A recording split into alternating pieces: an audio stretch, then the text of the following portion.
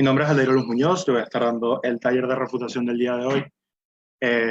Y bueno, quería decirles que creo que estoy bastante emocionado con todo lo que está pasando. Así que bueno, eh, antes de iniciar el taller de refutación, es importante también entender ciertas cosas. Inclusive la gente que está viendo en el Facebook, en live de Facebook, si tienen alguna duda sobre algún término que sienten que es demasiado complicado o que lo explico de una manera muy complicada, por favor me avisan para yo poder entonces volver a explicarlo de una manera muchísimo mejor y de una manera mucho más entendible para todos. El propósito es que sea, y este taller va a ser un taller bastante básico, queremos aprender a refutar desde las bases, desde los cimientos, de cero, para luego entonces ir posteriormente a ver más técnicas un poquito más avanzadas de cómo refutar de manera efectiva. Siendo así, me gustaría entonces ya iniciar el taller, por favor. Entramos en qué es la refutación. Y esto es un tema importante porque cuando hablamos de refutación, muchísimas veces pensamos que simplemente por contestar algo ya estoy refutando. Es decir, si alguien me dice una afirmación tan sencilla como que, bueno, el cielo es azul, perdón, el cielo es verde, con que yo diga, no, eso es mentira, el cielo es azul, pensamos que simplemente estoy refutando.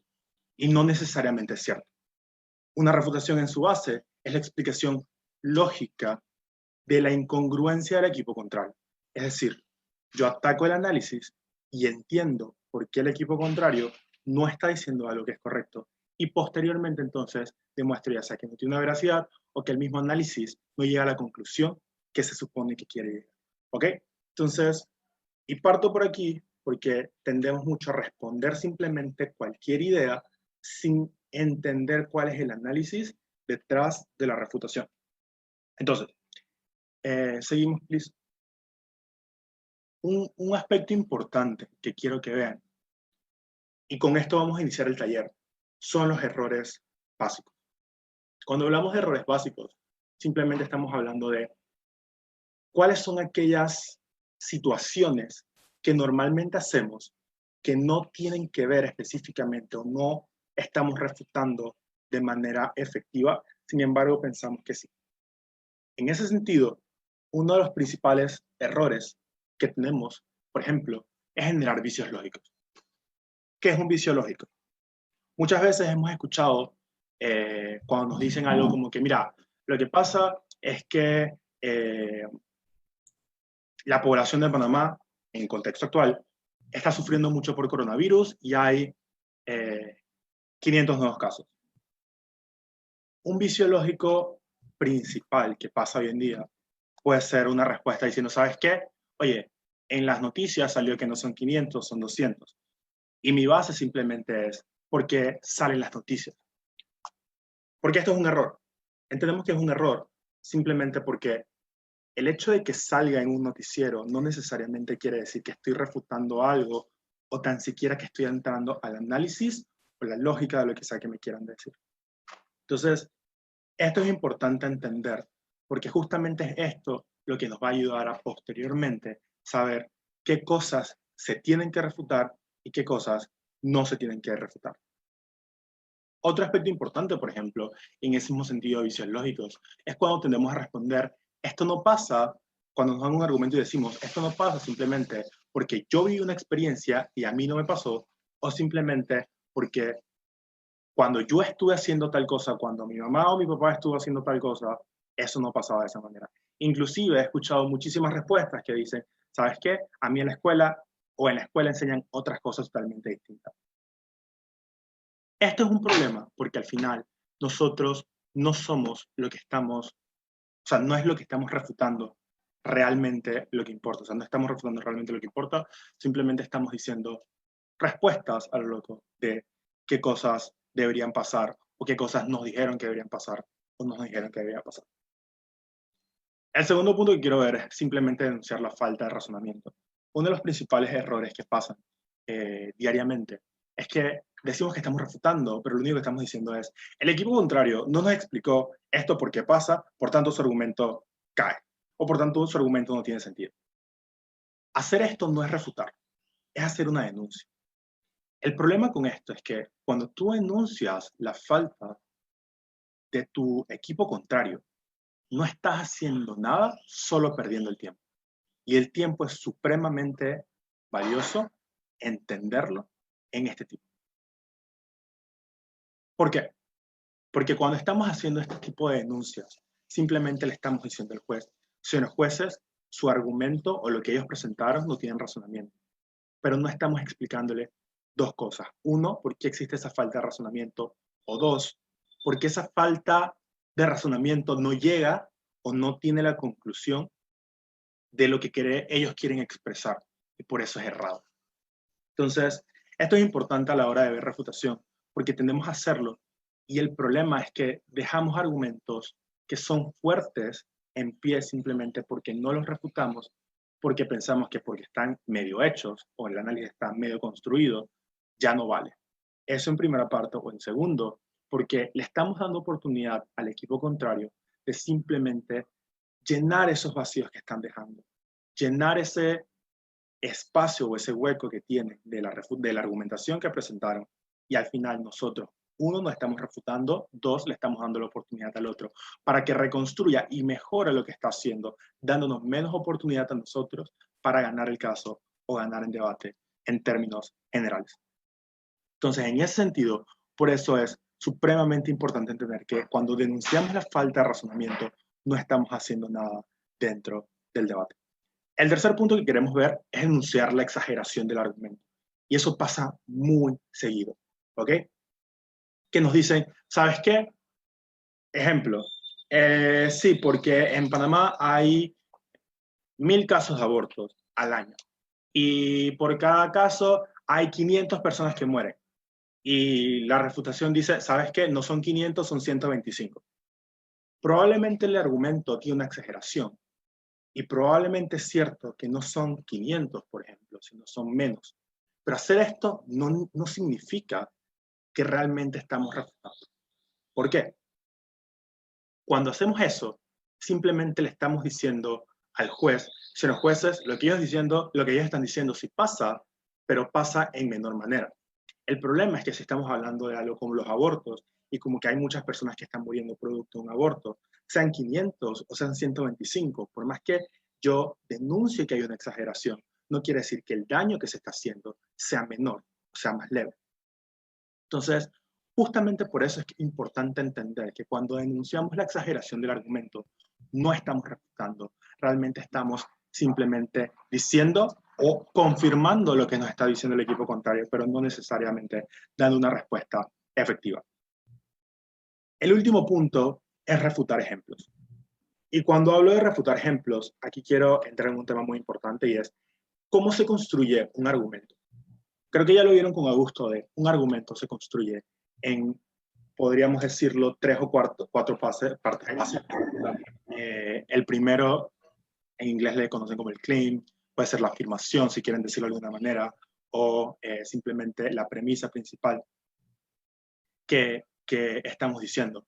Cuando hablamos de argumentación en general, esa afirmación, pues simplemente es lo que vamos o lo que el equipo contrario busca probar. El segundo punto de la estructura es el análisis, el tercero el ejemplo y el cuarto los impactos. Muchas veces tendemos a refutar diciendo, ¿sabes qué? El equipo contrario me presentó un ejemplo, pero este ejemplo no vale dentro del argumento porque al final ese ejemplo no pasa de esta manera, sino pasa de esta otra. A esto podemos poner, por ejemplo, ponerle, si estamos hablando específicamente de la legalización de alguna droga como la marihuana, que es un tema muy, muy básico que se discute en todos lados. Alguien te dice, por ejemplo, de afirmación a favor, te dicen, ¿sabes qué? Hay que legalizarla simplemente porque trae aspectos médicos, por ejemplo, en Estados Unidos, en un estado cualquiera de Estados Unidos, ayudó a 50.000 personas a curarse de una enfermedad. Ejemplo cualquiera. Si mi respuesta es, ¿sabes qué? Eso es falso, eso no pasó en Estados Unidos, eso realmente pasó en Holanda y no fueron 50.000 personas, simplemente fueron 100 y al final ese aspecto médico realmente no se cumple como tú dices porque ese no es el ejemplo, no es correcto. Lo que estamos haciendo aquí es simplemente decir, jueces, este no es el ejemplo que tienen que ver. Vean este otro. El problema cuando refutamos ejemplos es que por más que tumbemos el ejemplo, el argumento probablemente quede en pie. Y yo, como bancada a favor, puedo entonces sacar otro ejemplo que pueda ayudarme a probar mi caso o a ejemplificar mi caso de una manera exitosa o positiva, y al final no estoy haciendo lo que quiero, que es tumbar el argumento contrario. Y en esa parte de tumbar el argumento contrario es donde tenemos que entender que el punto de la refutación no es en ningún sentido tumbar ejemplos o hacer simples enuncias, es entender la lógica, entender el análisis de alguien y luego explicar por qué ese análisis es específicamente errado o no llega a la conclusión que nos propone el equipo que está allí. En ese sentido, entonces, justamente por estos 4 puntos es que estos son los principales errores cuando vamos y cuando entramos en argumentación. Un error también que pasa, y realmente no recuerdo si está en la siguiente diapositiva, si no sale, pues ahí lo voy a explicar también, es algo que llamamos como recusación. ¿Qué es recusación? En términos básicos, simplemente es negar algo. Cuando yo niego algo, no estoy refutando, solamente estoy negando. Es decir, si yo simplemente respondo, esto no pasa de esta manera, pasa de esta otra, no estoy dando a entender un punto. Un ejemplo claro, cuando decimos, voy a seguir el ejemplo de la legalización de una droga, cuando decimos que una droga puede utilizar efectos medicinales. Si yo respondo, ¿sabes qué? No ayuda a efectos medicinales porque tiene efectos alucinógenos que afectan a la persona. Simplemente esa respuesta no es refutar, es simplemente negarlo. No tiene un efecto medicinal, tiene efecto alucinógeno. Pero no digo más nada. Al final eso es incorrecto, porque cuando estoy recusando, cuando estoy negando, en la base del argumento, el análisis del argumento queda en pie. Por tanto, no debemos tocar. Y no debemos específicamente recusar o simplemente negar. El propósito es atacar directamente el análisis, como ya lo he repetido. Ok, en este punto, necesito saber si hay alguna pregunta. Estoy leyendo las preguntas que me están escribiendo en el live. Creo que todo queda claro. No veo una pregunta. Simplemente, entonces debería refutar. Exacto, o sea, pero entender que, de nuevo, cuando hablamos de refutar el argumento tiene muchas partes y pensamos que refutar solo la afirmación o refutar simplemente el ejemplo es suficiente. Ahorita vamos a entender por qué y cómo se refuta el análisis. Y de nuevo, el argumento, cualquier cosa del argumento, es el análisis lo que importa. Y posteriormente también vamos a ver cómo, por ejemplo, generar una refutación en base a un impacto, siendo comparativos. Es importante entonces hacerlo y te va a ayudar luego entonces para refutación cuando estamos hablando de la construcción de un argumento, pero no es simplemente decir, bueno, voy a refutar el argumento, porque tenemos que entender cuál es el argumento y cuál es el análisis de ese argumento. ¿Ok? Entonces, listo, creo que no hay más preguntas. Seguimos entonces. Ok. En un sistema muy básico, cuando hablamos de los elementos básicos de la refutación, nosotros tenemos que entender que todo argumento normalmente está construido en un sistema muy básico en que sea relevante, en que sea lógico, en que sea cierto, que sea suficiente. ¿Qué significa esto?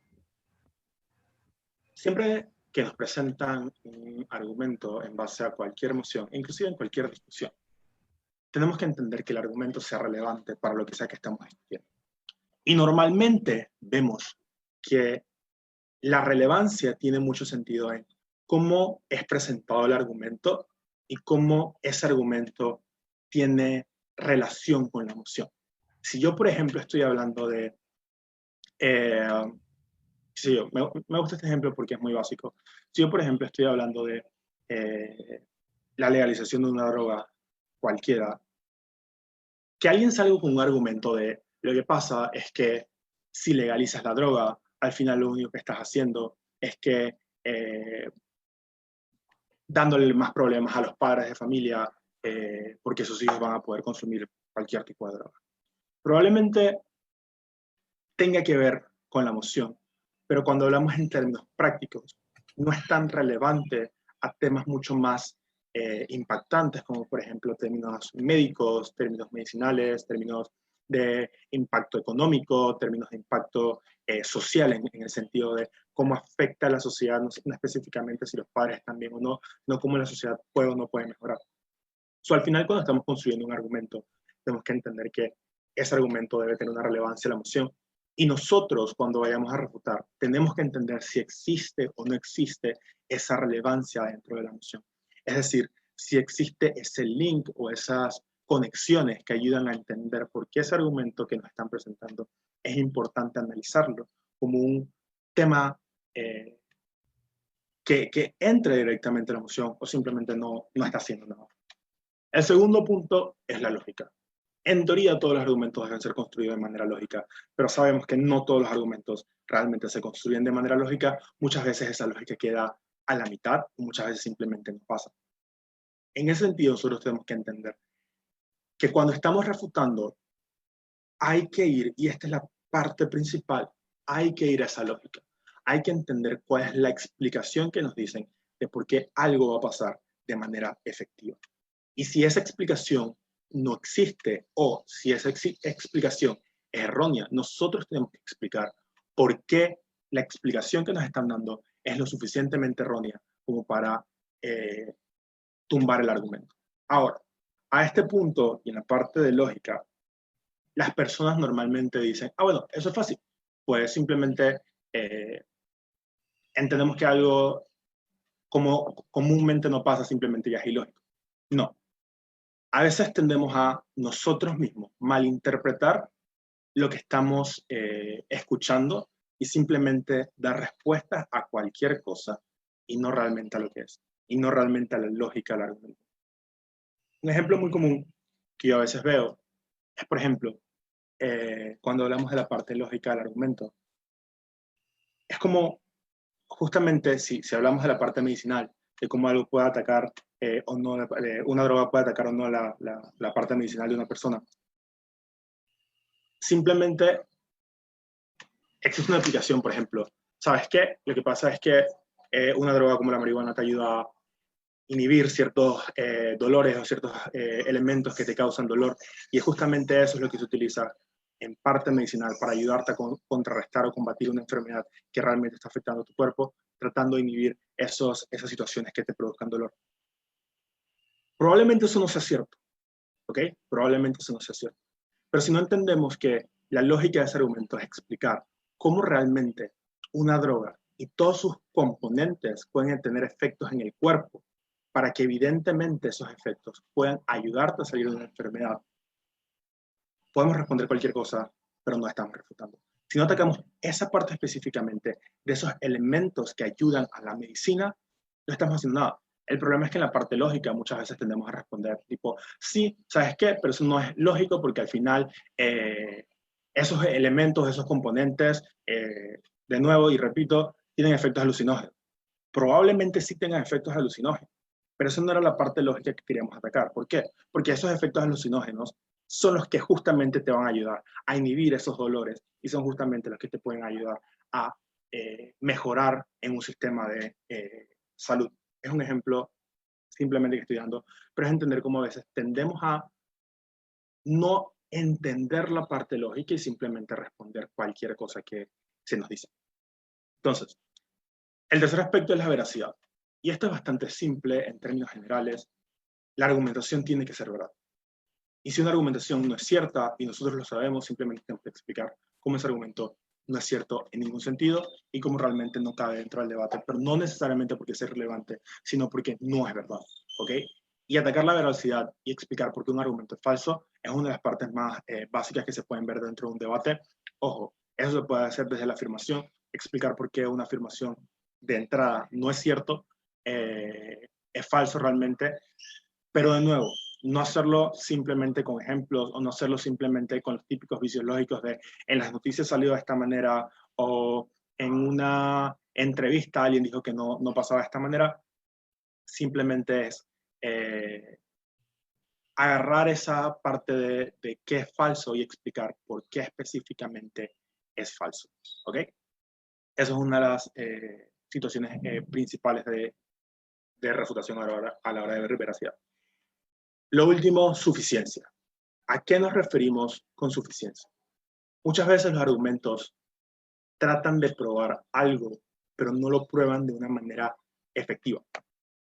Es decir, cuando nos presentan un argumento, nos tratan de decir que algo pasa, y probablemente sí pasa, pero cuando buscamos entender el alcance que tiene, no pasa como nosotros queremos que pase. Quizás estoy siendo un poco redundante, pero para ser un poquito más explicativo, si nosotros dijéramos, me quedo con el mismo ejemplo, que esa parte medicinal de una droga podría ayudar a salvar las vidas de las personas, explicando que podría ayudar a salvar, a mejorar las condiciones de las personas, explicando específicamente la parte medicinal, probablemente sí ayude en la parte medicinal a mejorar la condición de vida de una persona, pero probablemente también esa misma situación no sea suficiente para, uno, curar una enfermedad, dos, salvar la vida de la persona, tres, mejorar sus condiciones de vida.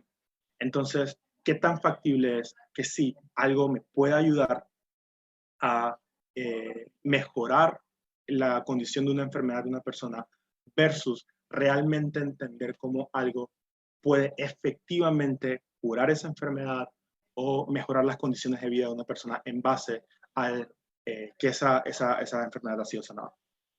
Justamente por eso es que tenemos que entender que la suficiencia lo único que trata de probar es que sí, es cierto, un argumento puede ser totalmente cierto y probado, pero no en totalidad, no prueba lo que busca la moción, en todo caso. Y en este caso, si estamos hablando de la legalización de una droga, podríamos entender que estamos tratando de legalizarla porque busca, en efectos macros, realmente ayudar a las personas a salir de una mejor condición de vida, pero si logramos probar cómo, aunque ayude medicinalmente, no mejora una condición de vida lo suficientemente óptima para que la persona se cure o viva mejor, simplemente ese argumento no está haciendo absolutamente nada. ¿Ok? Entonces, creo que no hay más preguntas, seguimos. Ahora, estos son los pasos para refutar, pero antes de entrar en estos pasos para refutar, me gustaría entender, primero, ¿por qué tenemos que refutar? ¿Y por qué es tan importante refutar? Uno, dos, ¿qué tenemos que refutar específicamente? Esa es una pregunta que mucha gente se hace. Es que no sé qué tengo que refutar. Y tercero, ¿qué aspecto es importante a la hora de refutar? Lo primero que necesitamos entender es por qué estamos refutando. Nosotros no podemos y no deberíamos pensar que simplemente se puede refutar porque sí. ¿Ok? Nosotros tenemos que entender que cuando estamos refutando, tenemos que refutar específicamente las ideas más importantes dentro del debate. ¿Cuáles son las ideas más importantes dentro del debate? ¿Y cuál sé yo que es lo que tiene más peso dentro del debate? Simple. Una manera muy fácil de hacerlo es entender qué puntos del argumento contrario son necesarios para que su caso funcione. Es decir, si la abogada contraria nos está diciendo que un punto básico de un argumento es la parte de, en el mismo ejemplo, la medicina y es la parte de, por ejemplo, efectos económicos, yo tengo que entender, uno, cuáles de estos aspectos medicinales me van a ayudar a mejorar mi situación de vida. Dos, qué aspectos económicos son importantes que van a ayudar a mejorar la calidad de vida de una persona en términos de legalizar una droga per se, o sea, de legalizar una droga por sí. Justamente por eso, si yo no entiendo que esos son los puntos principales y si yo no entiendo que el argumento del rival está basado en eso, yo puedo refutar absolutamente todo, pero estoy perdiendo mi tiempo y no estoy haciendo nada en términos del debate. Por eso es importante tumbar específicamente y tocar aquellos puntos que son supremamente importantes para que el caso del rival funcione. Otro punto importante es entender qué argumentos contrarios y qué ideas contrarias le hacen choque o generan un problema en mi argumentación.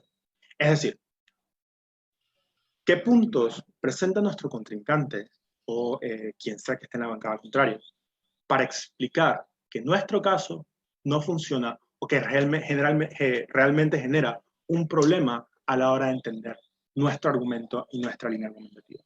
Cuando vemos que eso pasa, es justamente eso lo que tenemos que refutar. Porque es ese punto el que va a hacer que después, a la hora de ver un debate, un juez pueda decirte, oye, ¿sabes qué? Nunca, el equipo a favor, por ejemplo, presentó esta línea y ya te estaba afectando, no le contestaste nada a esa afectación que te estaba dando. Por tanto, tu argumento no queda sólido y no queda en pie. Entonces, justamente por eso es que tenemos que entender que es importante saber cuáles son los puntos más importantes a la hora de refutar. Entonces, un tip básico, y para los que están un poquito en debate y que tienen un poco más de experiencia, un tip básico es preguntarse, si yo fuera el juez, ¿ok? ¿Qué argumentos siento que están ganando el debate y por qué? O sea, en base a qué lógica siento que están ganando el debate. Justamente, como refutador son esos argumentos o esos puntos los que tengo que tocar. Algo importante, los argumentos irrelevantes traten de o no refutarlos o refutarlos de último. ¿Por qué? Porque en debate entendemos que el tiempo es lo más importante. Y tendemos a utilizar de una intervención de 7 minutos, utilizar 5 minutos refutando y luego 2 minutos presentando nuestro caso. Esto es un error en términos de debate en general, pero también en términos de refutación, cuando podemos tomar simplemente 2 minutos refutando los puntos importantes de la argumentación contraria y el resto del tiempo utilizarlo para presentar nuestro caso y presentar nuestra argumentación. Entonces, de nuevo, los argumentos importantes son priorizables, o sea, tienen que dar la prioridad. Y se encuentran argumentos que no son tan relevantes, que sienten que no prueban algo importante dentro del debate, pueden simplemente no refutarlos o explicar brevemente por qué eso no entra dentro del debate que estamos tratando de tener. Ahora bien, hay dos puntos importantes a la hora de refutar, y por eso pongo esto antes de los pasos para refutar, que es, ya le expliqué la estructura de un argumento, ya se las he explicado un montón de veces. Lo principal que tenemos que refutar de un argumento son dos cosas. Uno, la lógica, y dos, los impactos. ¿Por qué? Porque generando una refutación de lógica y luego una refutación de impacto es la manera de que vamos a tener una refutación efectiva. Si nosotros refutamos específicamente la afirmación y decimos que la afirmación no pasa de una manera, sino que pasa de otra, probablemente no estamos haciendo nada. Si al final la lógica del argumento queda presente y se entiende bien, luego entonces la premisa que estamos tratando de tumbar simplemente por negarla, no estamos haciendo nada. Y cuando refutamos ejemplos, te expliqué cuál es el error de refutar ejemplos. Entonces lo más efectivo a la hora de entender una refutación es primero refutar el análisis que nos están dando y segundo, refutar el impacto. ¿Cómo se refuta el impacto? Pues sencillo. Esto probablemente lo vean más adelante en el taller de comparativas. Sin embargo, una manera de entender los impactos es explicar por qué un impacto no funciona. Y en este caso pueden explicar por qué realmente el impacto que nos están presentando no solamente es falso, sino que va a ocurrir uno muchísimo peor al que ellos simplemente nos están diciendo. O simplemente comparar en el sentido de cómo, además de que ya expliqué que la lógica no funciona, en términos comparativos, cómo el impacto que me están presentando no es tan efectivo que el impacto que yo voy a explicar y que yo voy a presentar dentro de mi línea argumentativa. Entonces, esos dos puntos, si los hacemos de manera correcta, son los que van a generar una refutación efectiva. Aquí quiero parar para entender y para preguntar para saber si hay alguna pregunta o si estoy siendo lo suficientemente claro. Hola, Alair. Hay unas preguntas de Facebook, te voy a proceder a leerlas. ¿Vale? Primero, Manuel Villagra te pregunta cómo refutar de una buena manera. Ok, básicamente eso es lo que hemos estado hablando.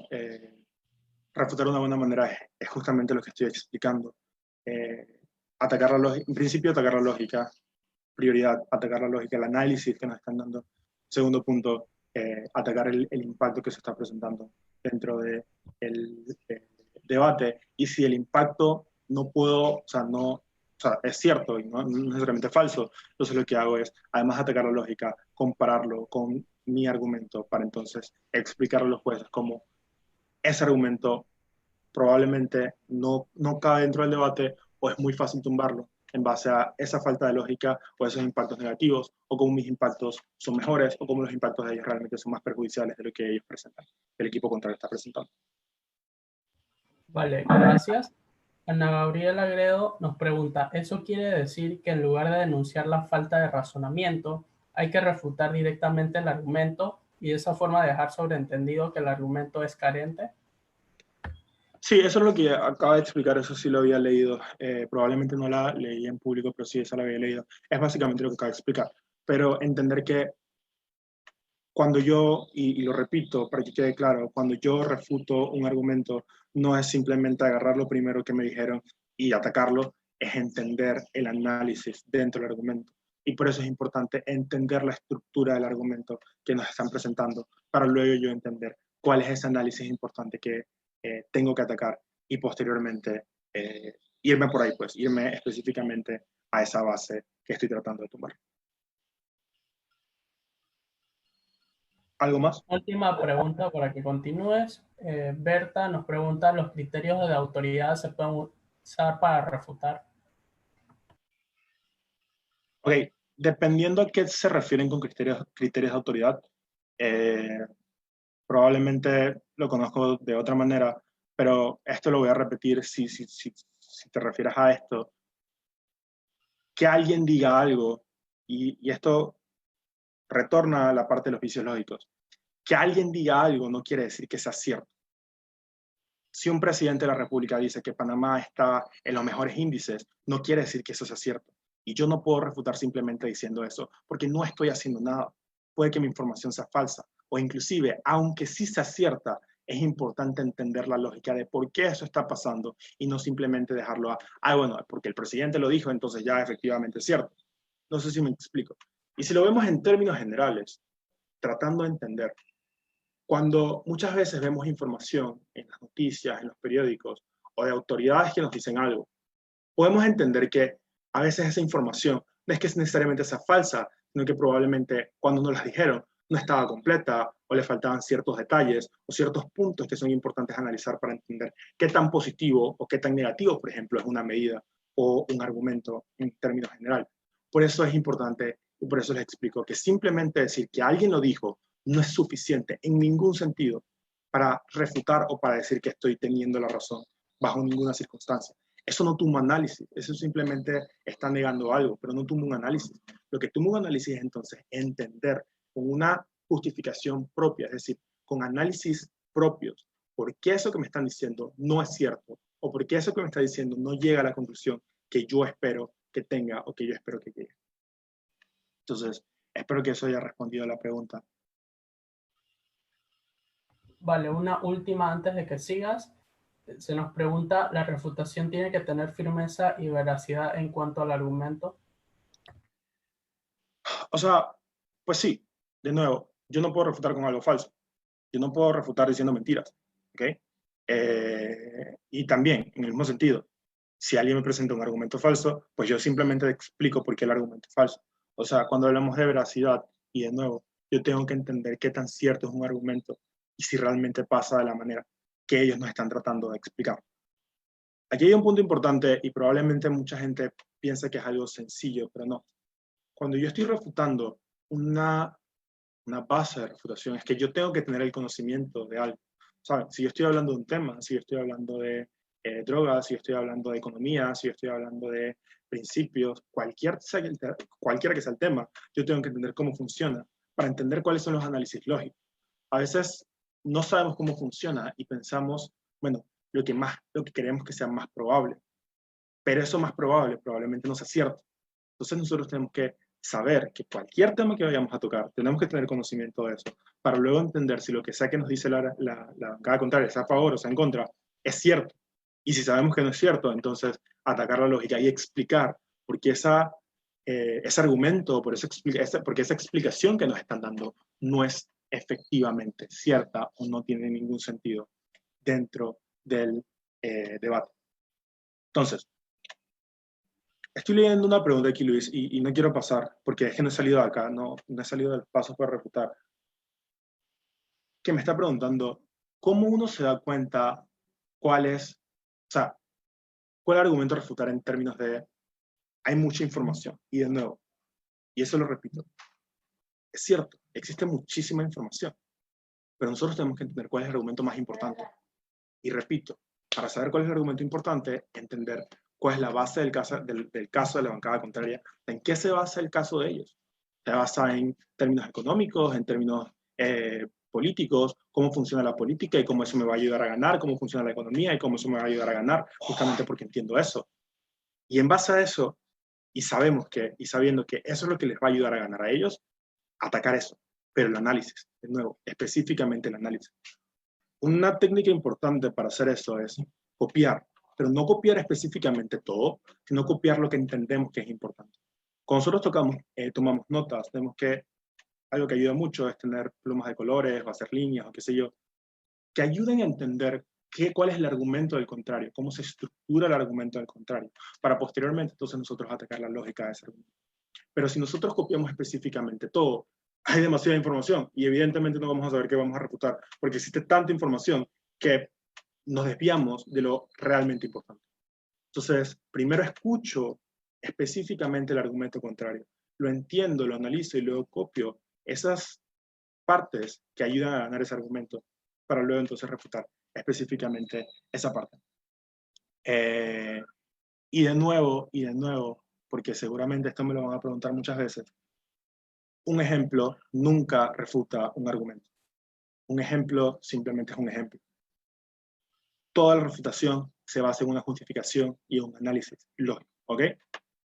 Ahora bien, cuando vamos a refutar, ¿cuáles son los pasos para refutar? Son 4 específicamente: identificación, crítica, explicación y conclusión. La identificación. Cuando hablamos de identificación, nosotros tenemos que entender que tenemos que decirlo de una manera práctica, tenemos que analizar el material. Tenemos que analizar el material que nos están dando y seguirlo. Es decir, seguir paso por paso qué es lo que nos está tratando de probar quién sea nuestra bancada contraria. Y luego entonces identificar esos puntos que son importantes para que ellos ganen el debate. Esas lógicas, esos análisis que son importantes para que ellos ganen el debate. Y de nuevo, para hacer eso, lo primero que hay que hacer es identificarlo, y para identificarlo, una muy buena manera es tener unas notas ordenadas. Hay muchísimas maneras de copiar, muchísimas maneras de tomar notas, probablemente yo les pueda explicar una, pero no es la única. Cada uno tiene su manera de copiar. Sin embargo, una redacción o un orden claro en las notas que estamos tomando y específico en base a los puntos importantes que sentimos que es lo que gana en el debate, puede ayudar muchísimo más a refutar cosas más efectivas, a simplemente copiar todo. Y cuando estamos hablando de la identificación, que es el primer paso, identificar eso es lo más importante a la hora de refutar. Segundo, la crítica. ¿Qué es la crítica? Entender por qué, ya sea que el argumento sea falso, ya sea que por el argumento sea irrelevante, ya sea que el argumento no tenga lógica o simplemente no sea suficiente para probar el caso. Esa crítica nos va a ayudar a entender por qué ese argumento no tiene lo suficientemente fuerza y por tanto cae dentro del debate. Eso no necesariamente tienen que decirle a los jueces, tipo, señores jueces, mi crítica va a ser no. Simplemente explicar cuál es la falla del argumento contrario. Y en base a esa falla es que yo voy a explicar luego cómo realmente debería funcionar. Y viene el tercer paso, que es la explicación. Explicar por qué esa falla realmente está pasando y qué es realmente lo que ocurre. Estamos hablando de, por ejemplo, quiero salir un poquito de contexto de lo que estamos viendo en ejemplos y vamos a hablar de otro ejemplo. Si yo estoy hablando, por ejemplo, de cómo una noción básica de economía, pero muy sencilla, es que prefiero que la economía crezca o simplemente prefiero que la economía sea igual para todos, es decir, la repartición del dinero a todas las personas. Un argumento muy básico que nos pueden presentar es, ¿sabes qué? Mira, cuando la economía crece, las personas son más felices. Y nos explican que las personas son más felices simplemente porque cuando tengo más dinero puedo comprar diferentes artículos que me van a hacer feliz.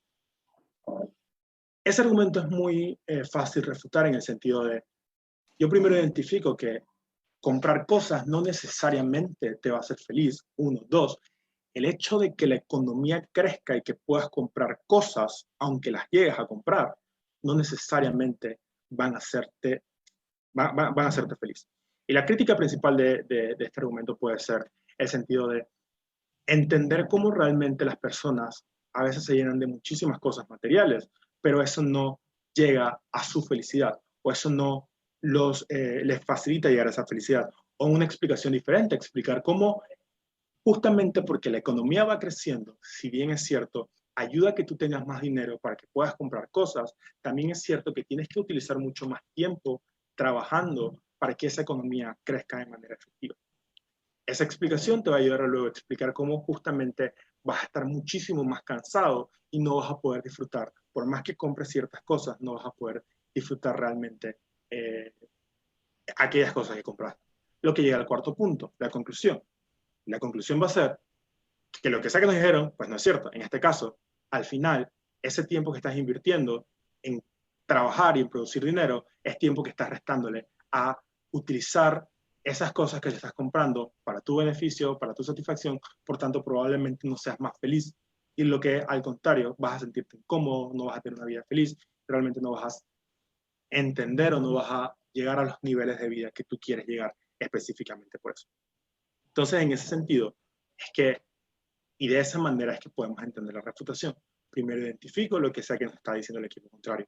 Luego le hago una crítica y entender por qué eso realmente no es cierto. Luego hago una explicación en base a cómo realmente pasa lo que sea que estoy probando. Y finalmente una conclusión de qué es lo que realmente a largas, o en largo plazo o a finales es lo que va a pasar. E inclusive, si la conclusión es cierta, que puede que la conclusión sea cierta, yo puedo decir, ¿sabes qué? Al final, y era lo que les decía con refutar impactos, al final, pues sí, probablemente seas un poco feliz porque tengas más cosas. Sin embargo, la felicidad va a venir en términos de cómo puedas utilizar esas cosas de manera correcta o cómo puedes ser muchísimo más feliz en términos de puedas pasar y tener más tiempo no solamente para trabajar, sino para hacer otras actividades, como pasar tiempo con tu familia, etc. Entonces, genera una conclusión que sea mucho más grande a la conclusión que te presenta tu bancada contraria y explicar por qué entonces funciona de esa manera. Siguiente, please. Okay. Esto es para terminar otros elementos de la refutación. Primero engagement y luego mecanismos distintos. Y aquí hay un punto importante. Y cuando engagement es un poco avanzado, y eso se metió porque justamente quisimos que este manual sea un poquito técnico, pero también lo suficientemente básico para que todos lo entiendan, que no solamente sea muy básico, sino que realmente tenga mucho contenido. Y engagement es parte de ese contenido que es importante entender. Cuando hablamos de engagement, estamos hablando de, en español le dicen enganchar, pero no tiene más que ver que contestar de manera efectiva lo que se nos presenta. ¿Y por qué lo digo de esta manera? Porque cuando hablamos de una argumentación, a veces no contestamos los análisis y contestamos cualquier otra cosa y le huimos a la parte fuerte del argumento, ya sea porque no la entendemos, porque no sabemos cómo refutarla o porque sentimos que es demasiado buena y que realmente ya está aprobada. Sin embargo, tenemos que entender que cuando tenemos buenos debates o cuando un debate realmente llega a un punto en donde es lo suficientemente explicado, justamente esas explicaciones, si bien, aunque sean muy buenas, deben tener una contestación para por lo menos tratar de entender cómo el análisis, si bien funciona como nos presentan, no necesariamente en todos los aspectos o realmente funciona de la manera presentada. A veces simplemente es falso, a veces simplemente no tiene sentido, o a veces aunque tenga sentido, en el mejor de los casos, ahí entonces empiezan a la refutación de contesta ese análisis de, ¿sabes qué? Mira, en ciertos casos esto no pasa, o ¿sabes qué? Esta contestación se da de esta manera, es decir, esto se ataco el análisis, pero también ataco entonces de manera comparativa, que es lo que van a ver más adelante con Orlando, y explicar entonces por qué en base a impactos no funciona, o por qué los impactos son mejores, o qué sé yo, por qué los impactos son falsos. Pero el engagement no tiene más que ver con contestar. Y ojo, esto es uno de los errores más importantes, porque a la gente a veces, por miedo, no le gusta contestar lo que sea que se nos presenta. Y eso es un error, porque cuando yo no contesto el argumento que me presentan, o cuando yo simplemente contesto el ejemplo, o cuando simplemente contesto la afirmación y no me meto en el análisis de fondo, al final lo único que estoy haciendo es dejando en pie el argumento y dándole la oportunidad al equipo para que pueda ganar el debate de una manera efectiva. Eso es importante porque al final va a ser problemático para nosotros. Por tanto, cuando hablamos de engagement, estamos hablando simplemente de la contestación, aunque sea muy difícil, de un argumento. Y ojo, a veces muchas personas recomiendan meterse en el caso difícil. ¿Por qué? Porque cuando te metes en el caso difícil, en el argumento más difícil para ti, que sería el mejor argumento de tu contrincante, meterte en ese argumento y explicar cómo esas lógicas realmente no funcionan, o cómo esas lógicas, aunque funcionan de una manera no lo suficientemente fuerte para tumbarte el debate. Justamente ahí es como les pruebas a los jueces que tienes un dominio dentro del debate y tienes control en el debate. Pero si no contestas, si simplemente contestas un ejemplo, si simplemente contestas una afirmación, pero no te metes en la parte de análisis, no estás haciendo nada y no estás haciendo el engagement al argumento presentado por tu contrincante, lo que al final va a terminar en que la gente, el contrincante va a ganar el debate, te va a llevar la ventaja y al final eso lo van a ver los jueces. Y el segundo punto, en otro elemento de la refutación, son los mecanismos distintos. ¿Qué son los mecanismos distintos? A veces, muchas personas, eso lo tengo que explicar en el manual, muy bien, muchas personas tienden a explicarte cómo existe un mecanismo, es decir, una manera de funcionar las cosas, y justamente por eso un argumento es válido. Cuando hablamos de mecanismos distintos, explicar cómo esa manera realmente no funciona como nos presentan y simplemente funciona de otra. Un ejemplo muy básico, si yo estoy hablando, por ejemplo, de